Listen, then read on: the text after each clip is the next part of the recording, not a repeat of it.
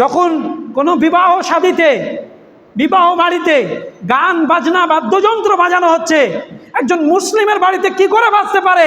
পবিত্র কোরআন সূরা লুকমানের মধ্যে আল্লাহ তাআলা সুস্পষ্ট করেছেন, ওয়া মিনান নাসি মান ইয়াশতারি লাহওয়াল হাদিস লিইউদিল্লা আন সাবিলিল্লাহি বিগাইরি ইলমিন ওয়া ইয়াত্তাখিযুহা হুদুয়া উলাইকা লাহুম আযাবুম মুহিন। আযাবুম মুহিন।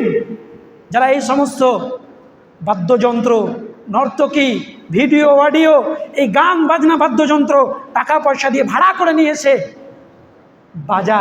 বাজাচ্ছেন বিবাহ শাদীতে, মনে রাখবেন আল্লাহ তাআলা বলছেন লাহওয়াল হাদিস লিইউদিল্লা আন সাবিলিল্লাহ বিগাইরি ইলমিন ওয়া ইয়াত্তাখিযুহা হুদুয়া।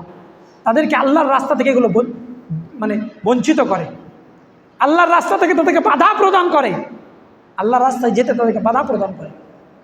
আজকে দুঃখজনক হলেও সত্য, বিবাহ শাদীতে গান বাজনা বাদ্যযন্ত্র এগুলো কমন হয়ে গেছে।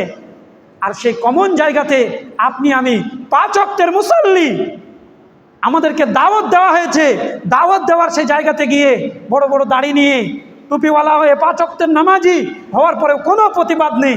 রাসূল কারীম সাল্লাল্লাহু আলাইহি সাল্লামের হাদিস কি মনে পড়ে না?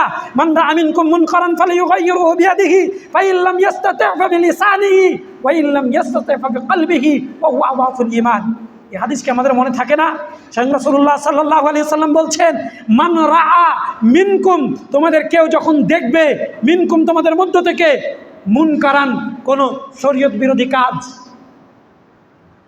মান রাআ মিনকুম মুনকারান ফালইয়ুগাইয়িরহু বিয়াদিহি, সে যেন সেটাকে আটকায় তার ক্ষমতা অনুযায়ী। হাত দিয়ে আটকাতে পারলে সে হাত দিয়ে আটকাবে, যদি সেই সাধ্য না থাকে ফাইন লাম ইস্তাতি' ফাবিলিসানিহি, কথা দিয়ে সেটাকে বন্ধ করতে হবে। যদি সেটাও সাধ্যের মধ্যে না থাকে, রাসূলুল্লাহ সাল্লাল্লাহু আলাইহি ওয়াসাল্লাম বলছেন ফাইন লাম ইস্তাতি' ফাবিকলবিহি, তাহলে হৃদয় দিয়ে সেটাকে বন্ধ করার চেষ্টা করতে হবে, ঘৃণা জানাতে হবে। কেমন ঘৃণা জানালেন আপনি?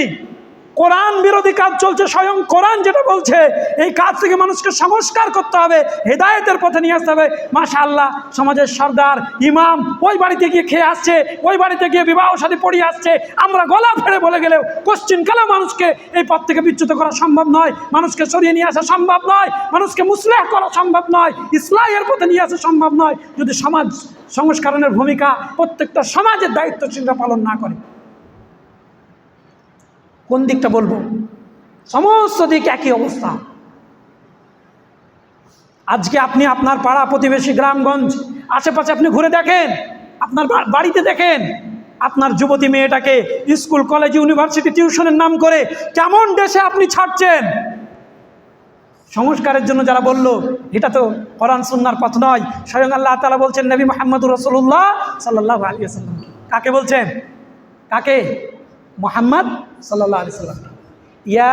আল্লাহ বলছেন ইয়া আইয়ুহান নবী কুল্লি আজওয়াজিকা ওয়া বানাতিকা ওয়া নিসাইল মুমিনিন ইউদনিনা আলাইহিন্না মিন জালাবিবিহিন্না যালিকা আদনা আন ইউরাফনা ফালা ইউযাইন, যালিকা আদনা আন ইউরাফনা ফালা ইউযাইন, যাতে করে চেনা যায় যে এরা সম্ভ্রান্ত পরিবারের মহিলা। তাদের দেশ পোশাক মুসলিম ঘরের মা বোনদের, ইন্না লিল্লাহি ওয়া ইন্না ইলাইহি রাজিউন। তাহলে সমাজ সংস্কার করবে কে? কে করবে? আজকে সমাজের অধপতনের অতল তলে তলিয়ে গেছে যুব সমাজ, যুবকরা এবং যুবতীরা প্রেম নামক মারাত্মক ব্যাধিতে জড়িয়ে, আল্লাহ তাআলা হেদায়েত দান করেন, আল্লাহ তাআলা ক্ষমা করেন, এই পথ থেকে ফিরে আসার তৌফিক দান করেন। জড়িয়ে গেছে সহশিক্ষার বদৌলতে।